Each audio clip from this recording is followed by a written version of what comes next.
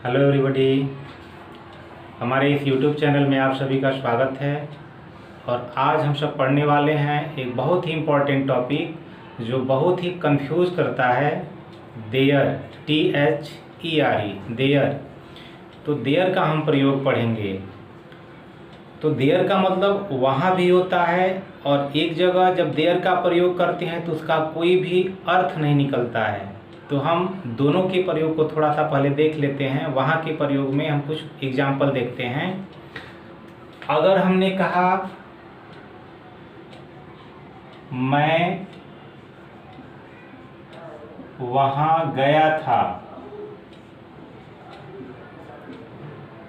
तो यहाँ हो गया आई वेंट देयर। तो यहाँ देयर का मतलब वहाँ है। फिर मान लीजिए अगर कहा गया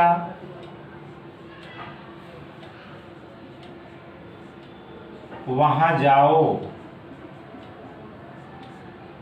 इसका अगर हम अनुवाद करते हैं तो हो जाता है गो देयर। तो यहाँ भी देयर का मतलब वहाँ है, लेकिन अब हम लोग जो देयर पढ़ने चल रहे हैं वह इंट्रोडक्टरी देयर है। और उस देयर का प्रयोग हम उस समय करते हैं जब हम किसी प्रकार का डिस्क्राइब करने जाते हैं, वर्णन करना शुरू करते हैं। जब किसी हम कहानी को प्रारंभ करते हैं कि एक राजा था, तो इस तरह के वाक्यों में हम देयर का प्रयोग करते हैं। जैसे अगर कह दिया गया एक किसान है, चाहे एक किसान था, तो अब हमें यहाँ पर अगर एक किसान की अंग्रेजी हम लिखते हैं कि और किसान की अंग्रेजी फार्मर लिख देते हैं, और यहाँ था की अंग्रेजी वाज लिख देते हैं, तो देखने में ये ऐसे लग रहा है कि यह जो सेंटेंस है अपूर्ण है, गलत है, इनकम्प्लीट है ये। तो ए फार्मर वाज, एक किसान था। तो इस वाक्य को पूरा करने के लिए हम यहाँ पर देयर लगा सकते हैं, लेकिन वास्तव में यह जो सेंटेंस है वह सही नहीं है। अंत में ये देयर नहीं होना चाहिए। अब इसी को हम इधर लेकर के आएंगे। तो सबसे पहले हम देयर, उसके पश्चात हम वाज का प्रयोग करेंगे, देयर वाज अ फार्मर। अब यहाँ जो देयर है बहुत कंफ्यूजन वाला है कि इसके साथ, क्योंकि यह फॉल्स है। फॉल्स का मतलब यह जो सब्जेक्ट का कार्य कर रहा है फॉल्स है। यह कभी सिंगुलर में कभी प्लूरल में अगर वही हम प्रयोग करते हैं कि राम खेल रहा है, तो हम यहाँ प्रयोग कर दें कि राम इज प्लेइंग। अब यहाँ राम के साथ हम आर का प्रयोग, अगर हम इज हटा करके अगर हम यहाँ आर करते हैं तो ये कह देंगे गलत है। लेकिन वही अगर देयर का प्रयोग होता है तो देयर के साथ सिंगुलर भी जो हेल्पिंग वर्ब होता है वह लगाया जाता है और प्लूरल भी लगाया जाता है। जैसे अगर कह दें कि एक लड़का है, तो यहाँ हो जाएगा देयर इज अ बॉय, एक लड़का है। इसी को अगर कह दिया गया कि 5 लड़के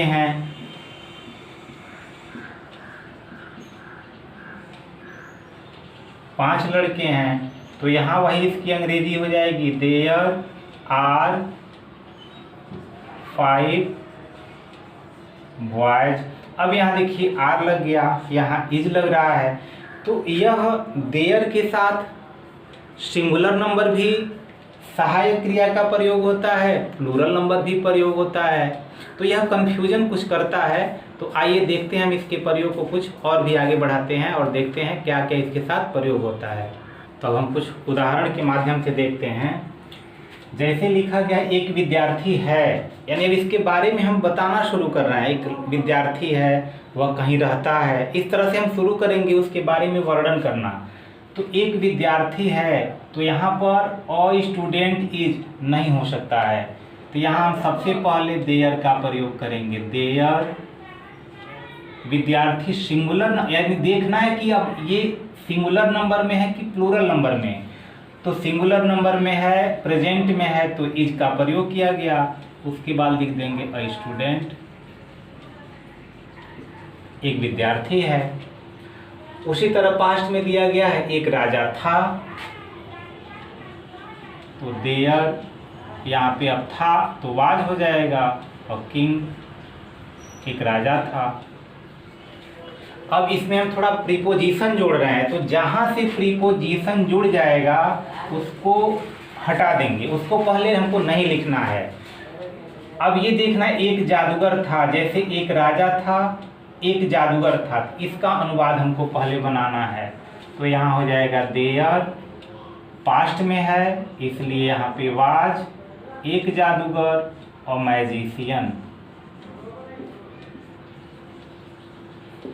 उसके पश्चात जहाँ से प्रीपोजिशन शुरू हुआ है, कटा हुआ है, वहाँ से हम शुरू करेंगे। तो पहले प्रीपोजिशन फिर बाकी सब लिख देंगे। तो इन और किसी के लिए हम अ का प्रयोग करते हैं, और विलेज, एनी नहीं लगेगा, और village. There was a magician, एक जादूगर था, सिंगुलर नंबर में है इसलिए वाज का प्रयोग हुआ है किसी गांव में, इन अ विलेज। पुनः उसी तरह है मेरे कमरे में, तो यहाँ जहाँ तक प्रीपोजिशन है वहाँ तक छाट देना है। उसके बाद जो बचा हुआ है, दो दरवाजे हैं, तो पहले दो दरवाजे हैं, जैसे एक राजा था, यहाँ दो दरवाजे हैं, प्रेजेंट में है, तो यहाँ पर भी प्रयोग करना है देयर। अब दरवाजे दो हैं, प्लूरल नंबर में है, इसलिए है की अंग्रेजी यहाँ पे हमको आर लगाना होगा। अब दो की अंग्रेजी, और दरवाजे, डोर, मेरे कमरे में, उसके बाद पहले में फिर मेरे, in my room. There are two rooms in my room, मेरे कमरे में दो दरवाजे हैं। फिर उसी तरह दिया है मेरे घर में 6 कमरे हैं, तो मे तक को हम किनारे कर देंगे। पहले 6 कमरे हैं, तो 6 प्लूरल नंबर में है, इसलिए यहाँ पर भी देयर और है, इसीलिए यहाँ पे आर लग जाएगा। 6 कमरे तो 6, और कमरा की अंग्रेजी हो जाएगा रूम, ऐसे जोड़ देंगे प्लूरल नंबर में रूम्स। फिर यहाँ पर मेरे घर में, इन माई हाउस, हो गया। अब देखिए थोड़ा देयर में और हैज है में थोड़ा सा कंफ्यूजन क्या है, इसको हम देयर के प्रयोग से नहीं हल कर सकते हैं। जैसे दिया है मेरे पास एक कलम है, और यहाँ दिया है मेरे जेब में एक कलम है, दोनों एक ही तरह का है। मेरे पास एक कलम है, मेरे जेब में एक कलम है। अगर पास वाले को हम देयर से अनुवाद करते हैं तो वह गलत होगा, क्योंकि इस पर मेरा अधिकार है, यानी मेरे पास एक कलम है, ये मेरा है, मेरे पास एक कलम है। पोजीशन, अधिकार दिखाया जा रहा है, स्वामित्व का बोध हो रहा है। लेकिन वही यहाँ पर है मेरे जेब में एक कलम है, वह हो सकता है कि तुम्हारा ही हो, उस पर अधिकार का बोध इस पर नहीं हो रहा है। भले ही वह मेरा है, लेकिन अधिकार का बोध नहीं कराया जा रहा है। लेकिन ये कहा जा रहा है मेरे पास एक कलम है, तो जब अधिकार का बोध होगा तो वहाँ पर देयर का प्रयोग हम नहीं करेंगे, हैज हैव के ही प्रयोग से बनाएंगे। तो I have a pen, I have a pen, मेरे पास एक कलम है। लेकिन वहीं अगर यह दे दिया मेरे जेब में एक कलम है, तो इसको भी हम बना सकते हैं आई have a pain in my pocket, लेकिन उससे बेहतर देयर से भी हो जाएगा। देयर इज अ पेन, एक कलम है, क्योंकि में यानी जहाँ तक प्रीपोजिशन है वहाँ तक हमको हटा देना है, उसको बाद में लिखना है। एक कलम है तो देयर इज अ पेन। अब मेरे जेब में, इन माई पॉकेट, तो इस तरह से देयर का प्रयोग होता है। कुछ और उदाहरण देखते हैं, और भी उदाहरण को हम देखते हैं। जैसे दिया है कि कल एक सभा होगी, तो कल समय अंत में एक सभा होगी, तो पहले देयर फ्यूचर में है, इसलिए विल, और होना की अंग्रेजी का हम प्रयोग करेंगे विल, बी माने होना। उसके पश्चात क्या होगी, एक सभा होगी, तो अ मीटिंग, एक सभा होगी, उसके पश्चात हम लिखेंगे कल, तो टुमारो, फुल स्टॉप। यानी there will be a meeting tomorrow. अगला है उस गांव में कोई कुआं नहीं था, नेगेटिव में वाक्य है और कोई नहीं आया है। तो पहले प्रीपोजिशन तक का जो भी वाक्य यानी शब्द है इसको किनारे करेंगे, पहले इतना बनाएंगे, कोई कुआं नहीं था, तो देयर वाज, और कोई नहीं था, कोई नहीं के लिए हम नो का प्रयोग करते हैं, उसके बाद वेल कुआं, तो देयर वाज नो वेल, कोई कुआं नहीं था, कहाँ नहीं था, तो फिर पहले में और उस गांव, तो में की अंग्रेजी हो जाएगी इन और दैट विलेज। जहां तक प्रीपोजिशन है वहां तक हम छाट देंगे, उसके बाद जो है उसको बनाएंगे, कोई कुआं नहीं था, तो there was no well in that village. आगे देखते हैं, बाल्टी में अधिक पानी नहीं था, फिर यहाँ में तक को हटाएंगे, अधिक पानी नहीं था, तो देयर वाज नॉट, और अधिक के लिए हम मच का प्रयोग करते हैं, तो मच यानी देयर वाज नॉट मच। अब क्या नहीं था, तो पानी नहीं था, तो वाटर। अब कहाँ नहीं था, तो बाल्टी में, तो पहले में फिर बाल्टी, तो in the bucket, full stop.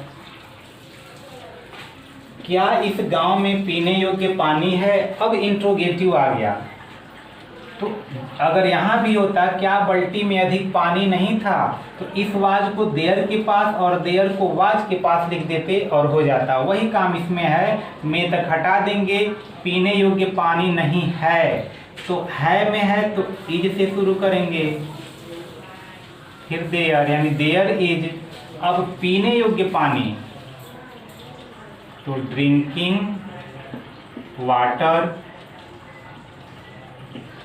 तो हो गया। क्या पीने योग्य पानी नहीं है, तो कहाँ नहीं है, इस गांव में, तो में की अंग्रेजी पहले इन, उसके बाद दिस, यहाँ पर भी विलेज, और अंत में क्वेश्चन मार्क लगा देंगे, इंट्रोगेटिव है। फिर आगे दिया है बोतल में कितनी शराब थी, तो यहाँ पूछा जा रहा है कितनी, क्वांटिटी पूछी जा रही है, तो कितना के साथ आने वाला नाउन एक साथ उसके साथ ही लिख दी जाती है, इसी के अनुसार इस कितनी की अंग्रेजी लिखी जाएगी, तो कितनी तो शराब को गिना नहीं जा सकता है, तो इसलिए हाउ मच का हम प्रयोग करेंगे, तो यहाँ हो जाएगा हाउ मच। और शराब की अंग्रेजी होती है liquor, LIQUOR, how much liquor, कितनी शराब। अब था में है तो वाज, और उसके पश्चात देयर, क्योंकि शराब को गिन नहीं सकते हैं इसलिए सिंगुलर नंबर, तो सिंगुलर नंबर होगा तो सिंगुलर नंबर हेल्पिंग वर्ब का भी प्रयोग किया गया है, उसके बाद देयर। अब में फिर बोतल, तो इन दी बॉटल, BOTTLE। फिर आगे दिया है कार्यालय के बाहर कितने प्रदर्शनकारी थे, तो अब कितने के साथ गिनने वाला आया है, काउंटेबल है, तो यहाँ पर हाउ मेनी,